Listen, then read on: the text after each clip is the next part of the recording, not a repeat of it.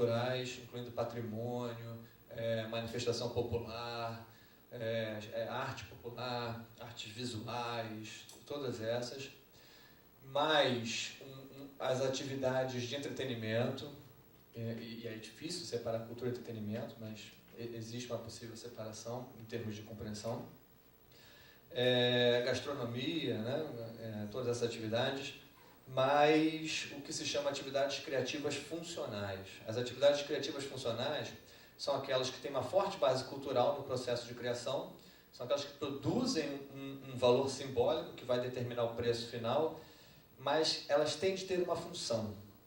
Então, por exemplo, um designer, quando cria uma cadeira, ela tem que servir para sentar, senão vira instalação artística, né? O publicitário, quando faz um filme, no final ele tem que comunicar a marca, senão ele faz um cinema, né? Então, seria ou a indústria da moda também, né? Tem que vestir a pessoa, né? Não pode ter só o design, o aspecto simbólico. Então, são essas atividades. O problema do mapeamento foi o que eu falei anteriormente. O nível de informalidade é enorme. Só para se ter uma ideia desse nível de informalidade, se você, não sei se ainda vai aparecer o mesmo número, mas a Firjan, ela num esforço incrível, ela fez uma super plataforma no site que você bota lá e consegue ver a quantidade de profissionais de cada atividade criativa do Rio de Janeiro. E, por exemplo, Rio de Janeiro, segundo esse trabalho, só tem 16 cantores, né? Claro, porque o cantor ele não se formaliza, né? Ele é cantor, né? Então é muito difícil você quantificar. Mas isso não é um problema do Brasil, isso é um problema, inclusive, dos Estados Unidos tem essa dificuldade, né? Talvez lá eles tenham mudado, né, a quantificação, a base estatística com mais velocidade do que a gente. Talvez seja essa uma questão da gente pensar novas quantificações. E sobre o jacarezinho, é exatamente isso que você entendeu. Ali a gente tinha, nos anos 50, 60 fábricas, mais 60 fábricas. Inclusive uma grande fábrica da GE era instalada ali na proximidade do jacarezinho, né? CISPER, né? de vidros, né? De copos, né? E elas foram embora, em direção ao distrito, com um espaço maior. E ali hoje é uma área que virou uma grande, né, favela, super perigosa, área de crack, tão problemática que a chamada sede da polícia foi para lá. A sede da PM hoje é no Jacarezinho. Estava até falando com o Álvaro antes, que nessa semana foi anunciado apenas, né, pelo governador eleito, um plano de, entre aspas, revitalização, né, para a gente usar o nome que se trabalha, nesse eixo da Zona Norte, em que ele disse que já ter comprado mais de 80 galpões abandonados, né, ver quanto que está abandonado, para fazer, dentro do programa Minha Casa Minha Vida, de 3 a 6 salários mínimos, né, de voltar a adensar aquela área que foi uma área de esvaziamento econômico e demográfico também. A fábrica da GE, que é muito grande, né, o que sobrou, né, o esqueleto lá, ele transformaria num parque. A exemplo do... Oi? É enorme, é gigantesco, né? Você é engenheiro, né? Trabalhou lá.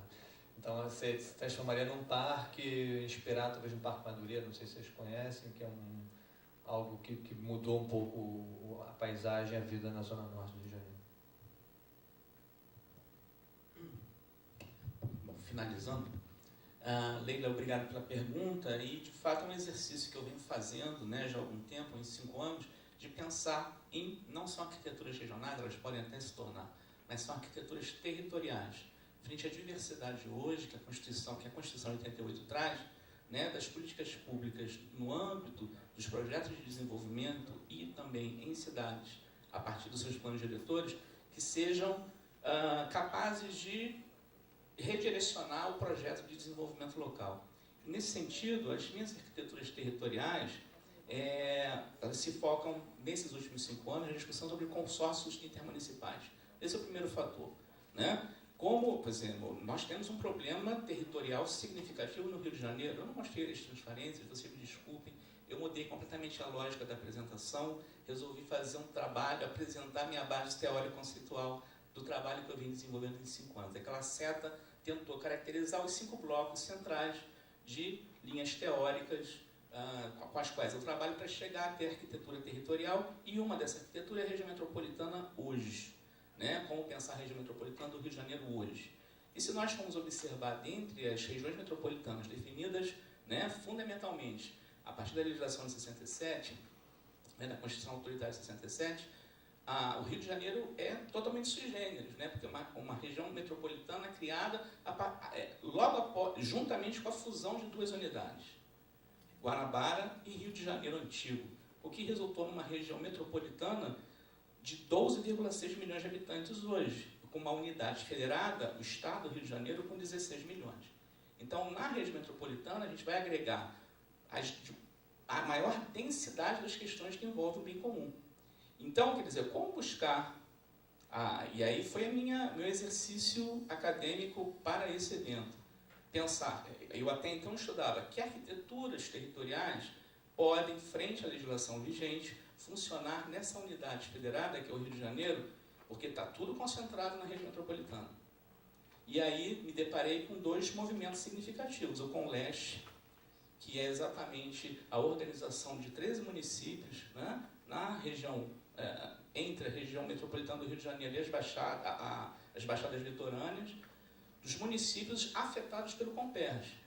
Então, como os prefeitos se organizam para solicitar investimentos das várias esferas frente aos impactos, aqui foi falado hoje por um rapaz, né, do mestrado, né, de manhã, dessa densificação, né, que Itaboraí e os municípios do entorno vão receber frente ao impacto do Comperj. Então, é uma forma de arquitetura que faz com que a gente repense novamente a região no âmbito, né, das políticas públicas. Um espaço regional absolutamente vazio de investimentos e que pode, na articulação horizontal, isso foi o resgate Milton Santos, pressionar as esferas do poder instituído para que os impactos da política da União nessa unidade criada de maneira aleatória, em 1975, possa ser revertido para saúde, saneamento, abastecimento de água e tudo mais. E, evidentemente que isso é um projeto muito bonito, mas aí nós temos os entraves internos do próprio Estado do Rio de Janeiro, né? Que é um funcionalismo público, e por isso eu vou efetivamente na burocracia de Estado, né? Que é semi-analfabeta. Os funcionários públicos do Estado do Rio de Janeiro são semi-analfabetos. Eu falei isso no Congel e repito aqui o que eu falei há um mês atrás no outro evento que foi desenvolvido aqui na PUC. Um ex-aluno nosso do Direito resolveu, né,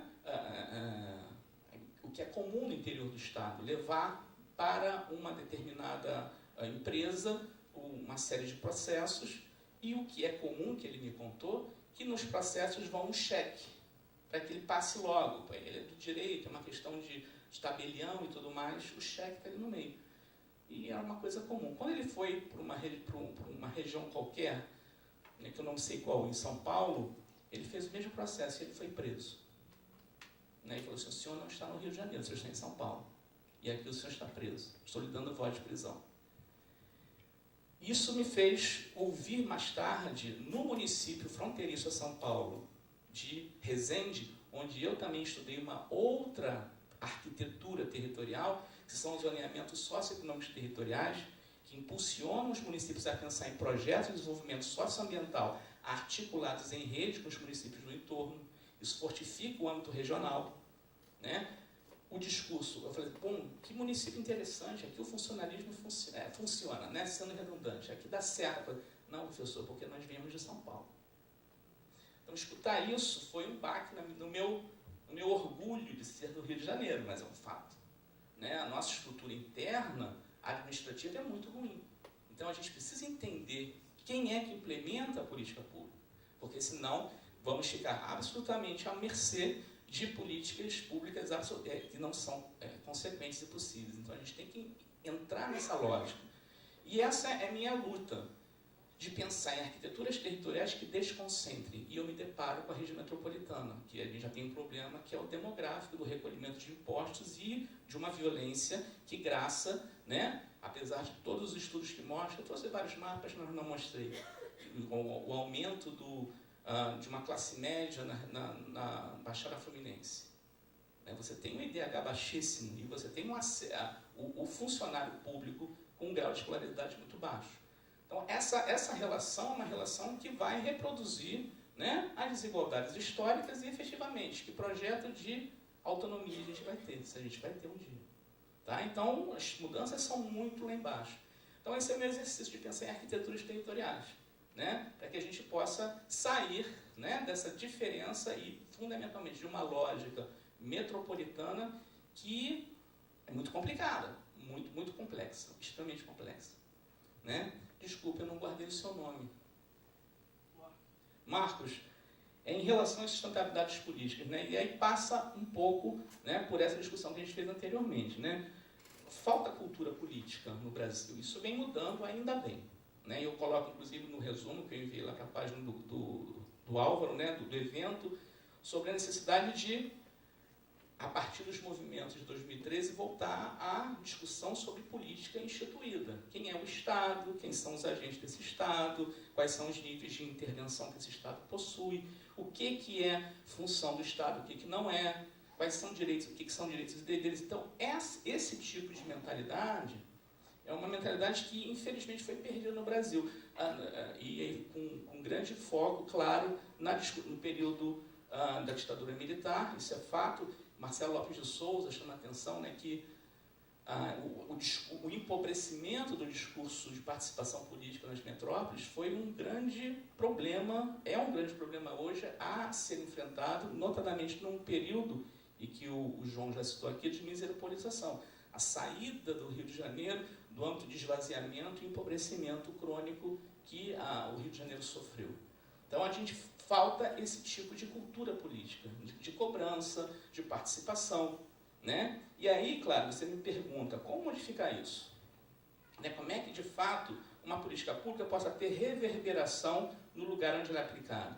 E eu volto para a questão, fundamentalmente, da pedagogia urbana, que também vai ser trabalhada pelo Marcelo. Né? Os fóruns de discussão de cidadania não são fóruns atrativos. Aí tem que pensar nessa lógica que o João está falando.